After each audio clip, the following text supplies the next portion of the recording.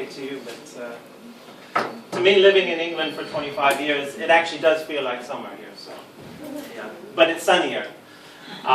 Anyway, I'm going to try to not do this talk in Icelandic today because I think it would probably confuse everybody, especially me. So if you need me to say something over again, then please don't be shy about asking. I'll try to talk slower than I normally do. I have a very funny accent. It's half English, half American. But I'll do the best I can to speak clearly.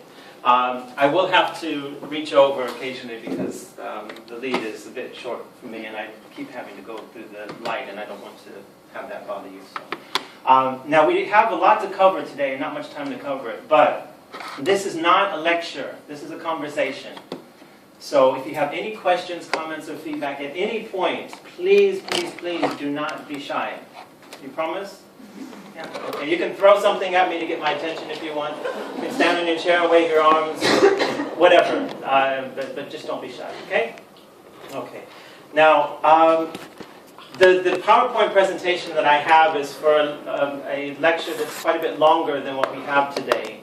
So I'm tempted to actually not use it because I think it might slow us down. But there will be certain information on there that will be useful. But I spent, 35 years in this industry now, and my background has always been more on the scientific and educational side. But from 1990 to 2002, I was technical director of Solgar, which is the largest supplement company in Europe. And I was very much involved in educating the industry on the direction that supplements were heading in Europe. And when I think back on that time, I'm actually embarrassed about it. Because a lot of the things that I was teaching people, and a lot of the attitude that I had about nutrition, even after all those years in this field, I don't actually agree with now. It might sound strange for somebody who you're meeting for the first time to tell you that he spent most of his career being an idiot. And it was a very humbling experience, but there comes a time sometimes when you realize that the way that the market is heading is much more commercially driven than scientifically driven. And I came to the realization back in 2007, 2008 that I really needed to adjust my attitude about nutrition. And what Terranova turned out to be is the result of this process of me taking what I knew from the science of nutrition from before and evolving it in a direction that I felt was much more appropriate. Not only more appropriate on the point of ethics, but also more appropriate in terms of the effectiveness of the products. Now, the main thing that this had to do with is this question here. What is the main challenge to the effectiveness of food supplements? What do you think would be the main challenge to making supplements work? To have the body utilize it. You said it in the first question. It's actually the human body itself. Supplements are only as effective as the body allows them to be. It is the biological environment in your body that is going to dictate whether a supplement works or not, and if so, to what degree. Not what you do to the supplement. The problem is that, let's say hypothetically, Siegfried, if you were going to take coenzyme Q10, we know from all the research that when you take CoQ10, in order for CoQ10 to work, there are so many things that have to happen. The CoQ10 has to be absorbed, it has to become bioavailable, it has to be distributed properly, it has to be metabolically activated, and then it has to take part in this unbelievably diverse array of different chemical interactions involving enzymes, cofactors, metabolites, other nutrients, and so on. It's a huge challenge for the body to do even the smallest thing to just one nutrient. But your body's environment must be very precise in order for that to happen. Basically, in order for coenzyme Q10 to work fully, to its maximum extent, all of this precision, all this precise environment has to be present. And the same is true for B vitamins, for vitamin C, for zinc, any nutrient. This is the reality. The problem is that not one single person on this planet, even Siegfried, in all her perfection as a person, nobody has that precise environment for any nutrient. Even the healthiest people on earth. Now, that is the reality. And everybody in the industry has kind of known that at some level. That we cannot provide them perfection. And especially people who come into your stores or into your practice, they are probably in the worst state because they're the ones who are coming to you with a particular health issue that they want to have addressed. So automatically, the body that they're giving you to work with has maybe a greater amount of flaws than if you had somebody who was in amazing health all the time, like Gunther. But even the Gunthers that come in there, always vibrant and radiant, they still have these challenges. Now, I knew that this was the case all throughout these 35 years. I knew that was the case, but I was never taking that to the next step. Partly because I had commercial reasons why it wouldn't have been appropriate for me to do that, because I was stuck having to abide by the direction that a company or an industry was taking. But back in 2002, when I had left Solgar, and I had 5-6 years to allow how I really felt come out with nothing holding it back, some of these processes started to take hold. And this was the main concern that I had. It allowed me to really put my mind on this particular issue. And because this is the case, because every nutrient needs this perfect environment and no nutrient gets it, that means automatically that whenever you take a supplement or whenever you eat a food, the nutrients in that food or that supplement cannot work to their maximum possible degree of effectiveness. It doesn't mean that they don't work at all. It means that their effectiveness is significantly limited by the quality of the environment that that nutrient is going to face when the person takes the product. Does that make sense? Yeah. Well, because of this, it didn't make sense to me anymore to educate people on the way that supplements had been formulated previously, because previously it was just about giving people the nutrients and giving them in a pharmaceutical form as well, which the body can't even use. And then hoping that the body's environment was going to make it work. And to some degree it would, but I was seeking the maximum possible effectiveness. Not just having a supplement that's good for a lot of people, but doesn't give its fullest possible benefit. That was my challenge. And when I wanted to develop a supplement range, I didn't want to do that which every other company had already been doing, another American mega-potency supplement brand. I needed to do something that seemed to be a legitimate evolution of supplements. It's not that I wasn't saying that everything that was done before was wrong. It was that there were significant limitations to the way formulation had been done before. And instead of me complaining about it any longer, I was kind of in a position that well, we have in English an expression, put up or shut up. And that was my opportunity to do that. Okay. So,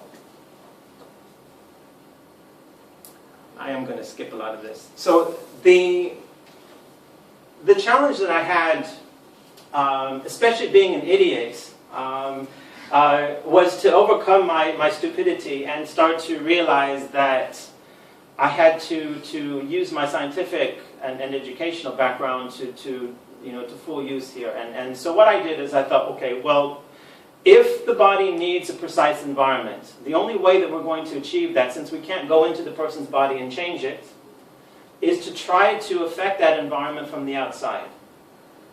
And because my obsession throughout my career has been studying the things that everybody else found boring and tedious, which is nutritional metabolism in its most detailed sense. Even I find it boring and tedious, but I'm still fascinated by it at the same time. And as a result of this, I was very familiar with what the environments more or less needed to be. So the process was like this. If we take, again, sorry to pick on you, but you're one of the few names that I know, so. You know Inga. Okay. Yeah, it's more fun to pick on Gunther now. He can't defend himself, because he's got, 30 women and like 3 men, so you're outnumbered. But you're close to the exit, so if you want to run, you can. Just use my name. I'll use Okay.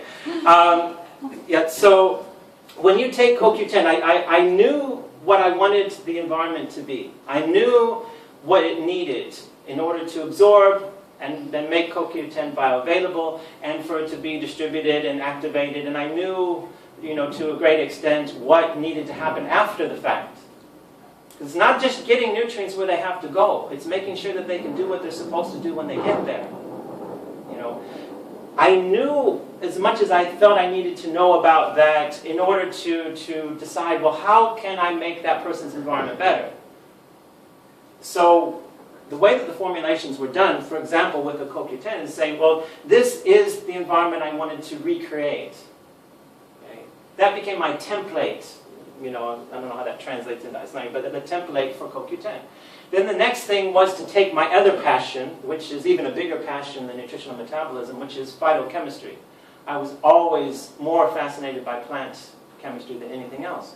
So I knew that plants actually possess the chemistry to be able to provide me all of these tools, all this material that would be needed to affect the absorption, bioavailability, metabolism, activation, and function of any nutrient. It was just about picking the right plants for the right nutrient. So we had our Siegfried example here with CoQ10, and then it was just looking at dozens and dozens and dozens and dozens of different plants, analyzing the chemistry of each one, and then finding which combinations of plants would come as close as possible to matching that template for CoQ10. Does that make sense? So basically, you had a recipe here. This is your finished cake.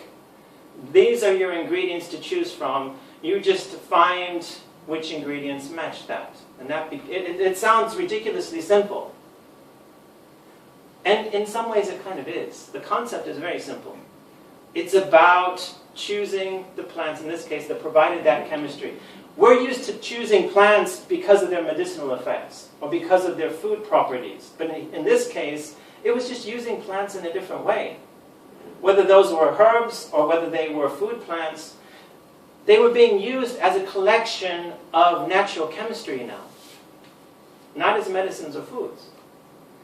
And even if a plant couldn't provide precisely the chemistry that we needed, it could certainly provide chemistry that could be used to make the right chemistry. And this collection of plants was designed in order to generate something you'll hear me talk a lot about, which is synergy. We see that word used a lot in our industry, don't we? Synergy. This is synergistic, this is synergistic. Synergy doesn't mean what our industry tells us it means. We're told that synergy means things that complement one another. But in reality, it's much more than that. A complement is usually a mathematical addition of effects. But synergy is not mathematical. If Siegfried and Inga, if we measure how much they can lift individually, but then if they work together, I guarantee you they will be able to lift a lot more than the mathematical addition to what Inga can lift versus what Siegfried can lift, because of the way that they interact and the balance that they can achieve and the form that their bodies can achieve to be able to lift. That is synergy. It's achieving something that cannot be achieved by adding the individual effects of one with the individual effects of the other. The body works in synergy. We are synergistic organisms. Every plant also is synergistic. That's how nature works. If we take any chemical that's essential out of our body, we die. If you take any chemical in a plant that is essential to that plant, the plant cannot survive either. But here we adopt in our industry this not you, but meaning the supplement companies, this attitude, well, we're just going to give people these isolated chemicals. To call them synergistic is just the opposite of the case. It's the same as choosing a drug for a particular health problem. We might need to do that at times, but that's not synergy. That's forcing something to happen in the body. And nutrition, we kind of use nutrition in the same way as a supplement company. That's what we do. We're just providing a friendlier form of that same mentality. But I wasn't interested in doing that because that's not how the body really works. We're not just trying to cure people of acute diseases. We're trying to provide this vibrant, Gunther-like being, you know, on planet Earth. That's what we want. Okay? The door, if you need it. Okay. So this is what it's about. This is true synergy. Synergy is about achieving effects from the interaction that are shockingly powerful, but at the same time balanced and gentle. And this is what this is about. Okay. The same approach that was used for CoQ10 was used for everything in the Terranova range. All of the original nutritional formulations were done in this manner. Finding that template, finding that environment that's required for that particular nutrient, and then finding the plants that would achieve that chemistry that I needed. Now, I refer to these collections of plants generically as magnifood. Now, magnifood doesn't mean anything. It's just Americans have this obsession with trying to find some name to give something. They like to trademark things. It's all about ego, I think, in most cases. But the truth is that magnifood did mean something insofar as it was a way of magnifying the effect of the nutrients by using, or effectively, food ingredients or botanical ingredients. In this case, the reality was that it was doing a lot more than what people thought it was doing. It was doing a lot more than what I thought it was doing. A lot of people, in fact, a lot of the stores in the UK, when I brought this to them originally, they would say, oh, so this means that magnifood makes, this nutrient or that nutrient better absorbed. We're taught to obsess about absorption in our industry. Every time we see a new product, with this new technology, it's usually because it improves the absorption of such a nutrient. And that's fine, but just because a nutrient absorbs perfectly doesn't mean it's going to work. In fact, when a nutrient absorbs, that's when the problems really start. Because that's when that nutrient has to incorporate itself into this mind-boggling array of different chemical interactions that involve the chemistry of the body. That's where people's bodies normally fall short of that precise environment. Not in the physiological things like absorption and bioavailability. The technology we have in our industry has been very good at overcoming the physiological things. We have improved absorption. Terranova does utilize the technologies that enhance absorption in that respect. But, as I said before, it's not just getting nutrients where they have to go. What magnifood is about is not only getting nutrients where they have to go, but also it's designed to make sure that the nutrients can do what they're supposed to do when they get there. That is, in effect, the main difference between Terranova and the way that supplements had been done previously, is that issue. It's looked at in a much broader perspective. And it has allowed us to achieve certain things that I've never seen before, which is that people are getting these very bizarre, I can only call them bizarre, but they are bizarre effects from the formulations, these strange domino-like effects that are giving them benefits that they never anticipated that they would ever get from that kind of nutrient. Okay? And that's partly because of the fact that when you have true synergy, it allows things to do things that they don't normally do. Certain nutrients take on properties that they don't normally have. And also, the plant ingredients in the formulations themselves actually provide their own individual health properties that are beneficial too. In fact, I have a...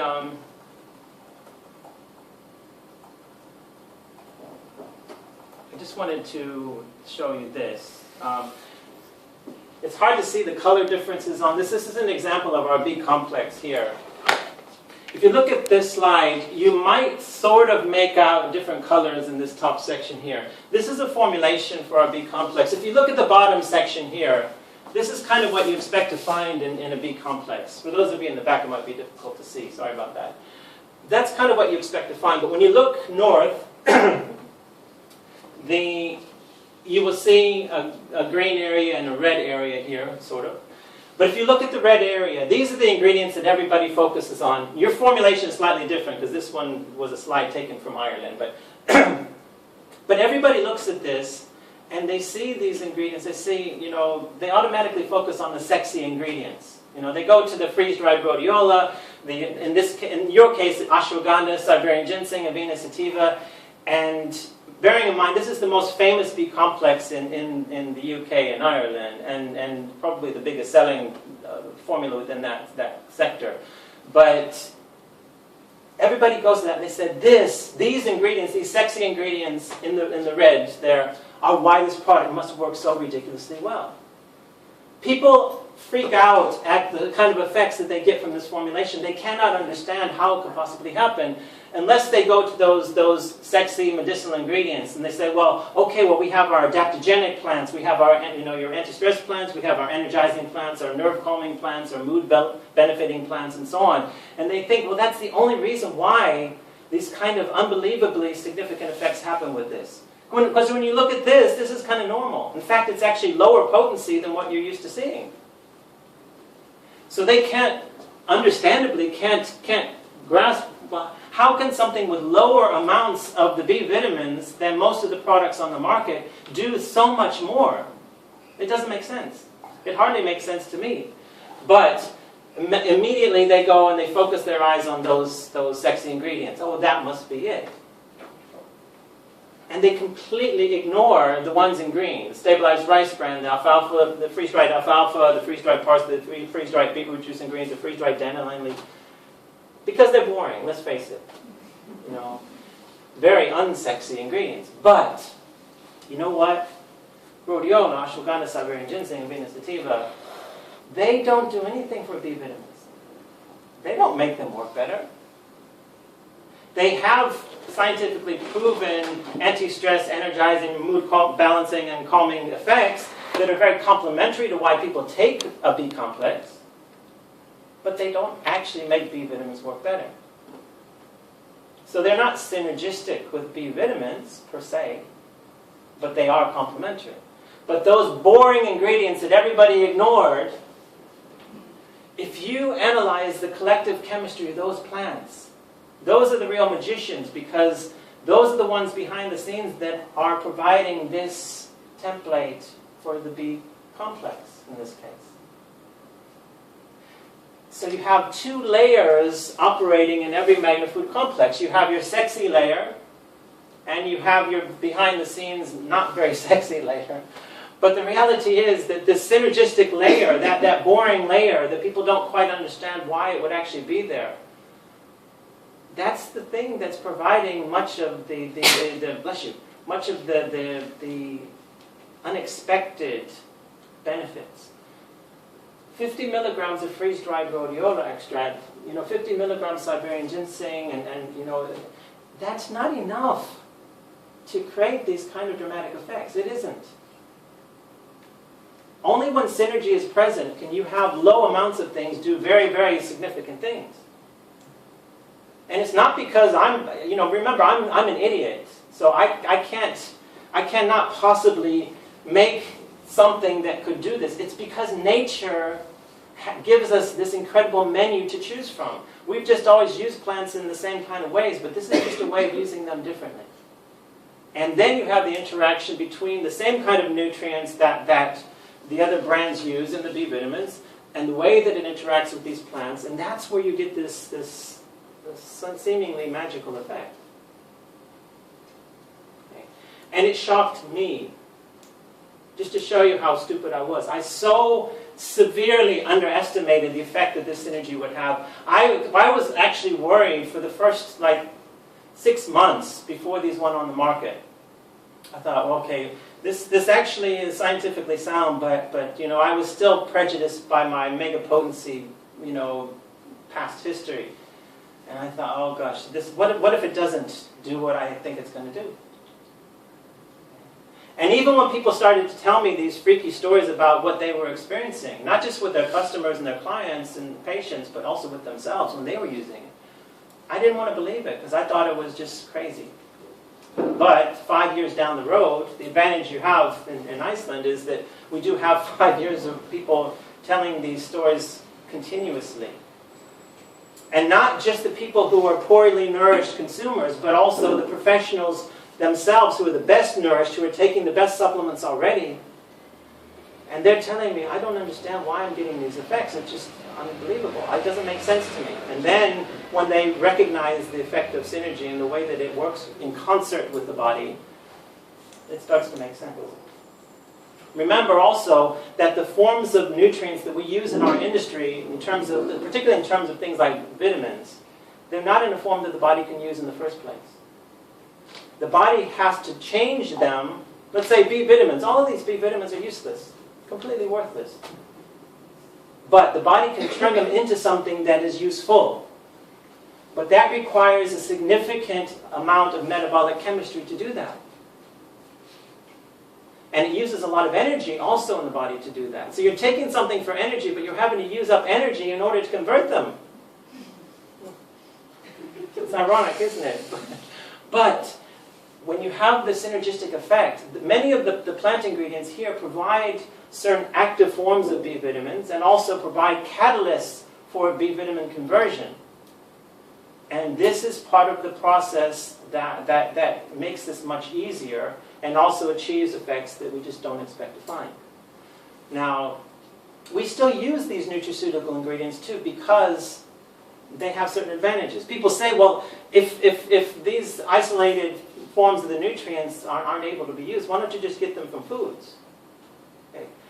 The problem with the foods is that they don't have the concentration to provide that kind of concentrated potency. And they don't have the precise, consistent amount in a particular plant, and they're not cost effective to use that way anyway. But if you have fresh, raw plant ingredient, they do have metabolic synergists within it that can help the nutrients in that plant to be better used. The supplements in their isolated form, though, they have the ability to concentrate that nutrient very easily and cost effectively and giving you precise, consistent, repeatable dosages. That is the only advantage that they have. But I understand that they both have their advantages and disadvantages. This is about putting that together, taking what is beneficial from the technology, the isolated nutrients to give that concentration, but using the plant ingredients that are able to make them work to their fullest extent, or as close as possible to their fullest extent. Okay, is that sort of clear? So this is the way that the formulations are built. You have your synergistic layer, and you have your so-called medicinal or complementary layer. And all the formulations, all those nutritional formulations will have them. But MagnaFood is different for every product. As you've seen, some of you already have the products in your store. MagnaFood means something different for every formulation. But that's because what you need to provide synergy for B vitamins is very different than what you need for, let's say, iron or zinc or whatever. Okay. But the resulting effect is more or less the same. Now, there's some products where you can't notice some kind of subjective effect. Like, nobody's going to take our antioxidant formula and say, wow, I feel the free radicals being neutralized so much faster than that product I used to take. That's just not going to happen. But they will recognize that if they have had one of those moments with, let's say, the B complex, then whatever makes the B complex do these unexpected things, then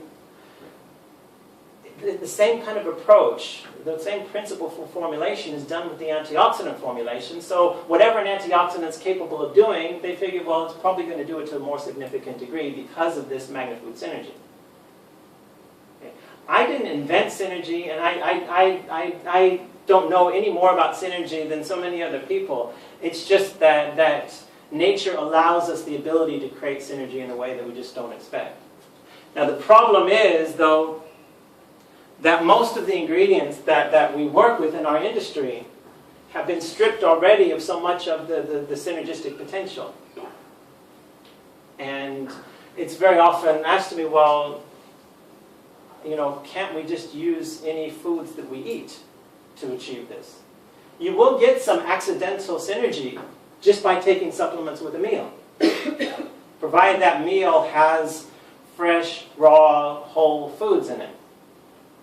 And that's great, and you should do that, but in the case of MagnaFood, it's about precision. It's about specifically choosing the plants that have the scientific relevance to the needs of that nutrient. But you can get additional benefits, certainly by taking it with these kinds of foods. But these are not the foods that people are eating normally. And one of the problems we have is that a lot of the metabolic components within the MagnaFood ingredients aren't actually present in foods or even plants by the time we actually get them. Okay? In fact, much of what's acting in Terranova products are enzymes. You get these very, very sensitive metabolic components, enzymes and cofactors and metabolites and so on. Very sensitive, very temporary, very, very easy to destroy. And in Terranova, one of the things that I have been even more obsessed about is making sure that the ingredients that we're working with have the highest level of metabolic activity as possible. I need that. My entire formulation principle is dependent on making sure that the chemistry that is supposed to be in that plant is actually in it. And I can guarantee you that in 99.999% of the case, it won't be. Because the minute you pick a plant, when that plant has been harvested, within a few hours, much of the metabolic activity of that plant has been being depleted already. Especially enzymes and metabolites and these very sensitive chemicals. They're very temporary. And what you need to do, since you're not going to go into the field, take the right plants with the right nutrients and do it that way, you need to have plants that can be dried so that they can be put into a formulation, into a supplement. But the drying process destroys even more. When you dry plants the conventional way, even if you do the gentlest thing you can do, you think, oh, I'm going to find some shade. I want to keep it away from the sun so there's no oxidation from the sunlight. I'm going to put this in the shade and let this dry gently and naturally. You measure that plant afterwards, once it's finally dried, and you will find significant depletion of the chemistry of that plant. Even with the gentlest kind of way of drying it you can find. You say, well, why is that the case? It's just that the enzymes in the plant interact with the moisture in the plant until the moisture is gone and causes the plant to be degraded. It destroys the plant. The enzymes destroy the plant when it's been picked. When the plant's in the ground, the enzymes regenerate it in combination with moisture. But when it's been picked,